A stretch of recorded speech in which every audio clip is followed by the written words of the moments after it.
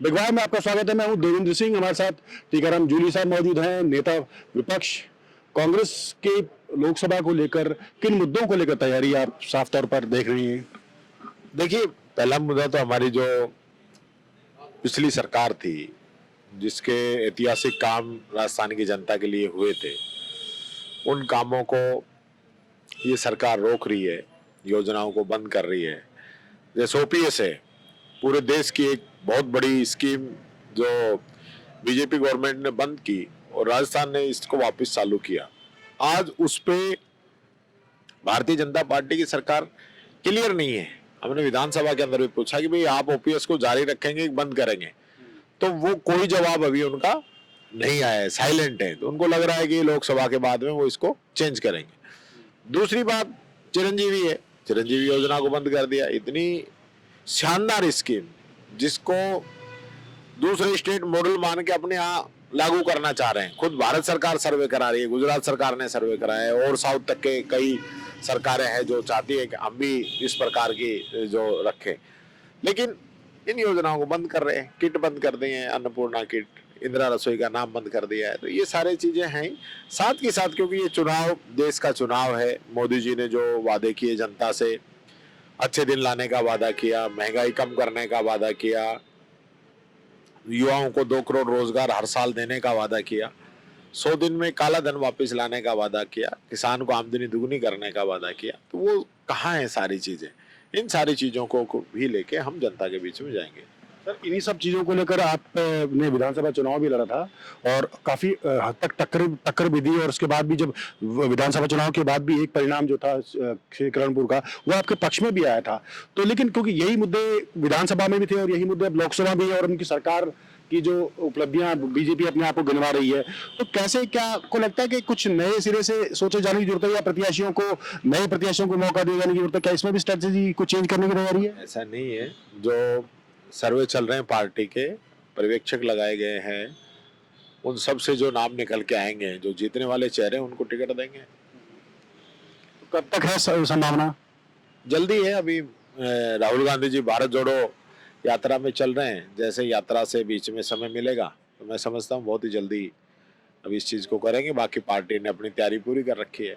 क्योंकि 35% vote bank जो था वो आपको पिछले विधानसभा में मिला था और कुछ समय ही बीता है, तो 35 से अब जो 25 में से कितनी सीटें आपको लगता है कि जो इस वक्त कांग्रेस के मफूद हैं या पक्ष में है? हमारे 39% वोट आए थे और पिछली बार हम चुनाव जीते थे तब भी हमारे 39% ही थे। अब की बार भी 39% ही आए हैं, जबकि 16 लाख वोट बढ़े हैं, जो वोटर जितने बढ़े हैं उस रेशो के अंदर। तो हमारे वोट कोई कम नहीं हुए। राज्य में होने के बाद में कई बार वोट घट जाते हैं, लेकिन इस चुनाव के अंदर भी आपने देखा होगा, जैसे पेपर लीक का मामला है, खूब उछाला जैसे कांग्रेस पेपर लीक करा रही है। आज क्या हो रहा है यूपी के अंदर, क्या हो रहा है देश के अंदर, क्या हो रहा है, केंद्र सरकार के पेपर लीक हो रहे हैं। आज तो कोई जवाब नहीं है।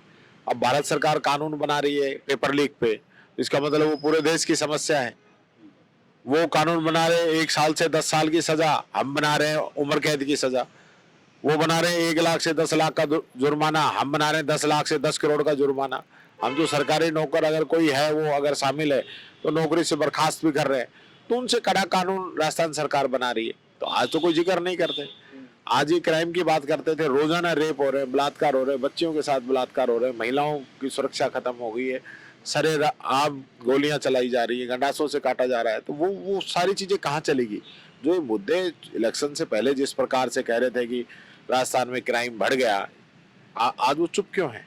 तो ये सारी चीजें हैं, जनता को सब पता चल गया पिछले चुनाव में किस प्रकार से बीजेपी ने उनसे झूठे वादे किए थे। अब की बार इसी चुनाव में ही नहीं, इससे पहले भी 2 चुनाव हुए भारत सरकार के, दोनों में इन लोगों ने जो बातें की पूरी नहीं की।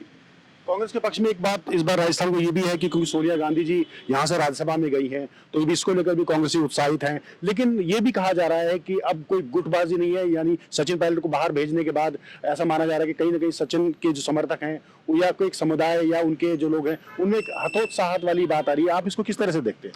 कोई हतोत्साहित नहीं है, ये तो पार्टी का काम है। कोई मान लो पायलट साहब को प्रभारी लगा दिया तो कोई राजस्थान से थोड़ी हटा दिया। राजस्थान में उतने ही सक्रिय है। आज भंवर जितेंद्र सिंह जी मध्य प्रदेश और आसाम के प्रभारी हैं, तो क्या राजस्थान से वो नहीं करेंगे? हरीश चौधरी जी साउथ की कमेटी, उनके स्क्रीनिंग के मेंबर हैं, तो वो थोड़ी है। ये नहीं है, ये सब मीडिया इन सब चीजों को चलाता है कि उनको हटा दिया और उनको लगा दिया और वो है और वो है, ऐसा कुछ नहीं है। सब लोग एकजुट हैं, मिलके चुनाव लड़ेंगे, सब लोग ताकत लगाएंगे और अच्छी संख्या में राजस्थान से सांसद जिता के भेजेंगे। क्या कुछ दिग्गजों को बात की जा रही थी, वरिष्ठ नेता जो है वो लोकसभा चुनाव लड़े, चाहे वो जोधपुर में बात की जा रही हो, चाहे वो अलवर से भंवर जितेंद्र सिंह जी बात की, क्या उन दिग्गजों को भी मौका दिया जा सकता है? नए चेहरों की आप बात करेंगे? ये आला कमान तय करेगा कौन लड़ता है, कैसे लड़ता है, क्या उनका क्राइटेरिया बनाते हैं, तो ये आला कमान जो भी निर्देश देगा सब लोग मानेंगे।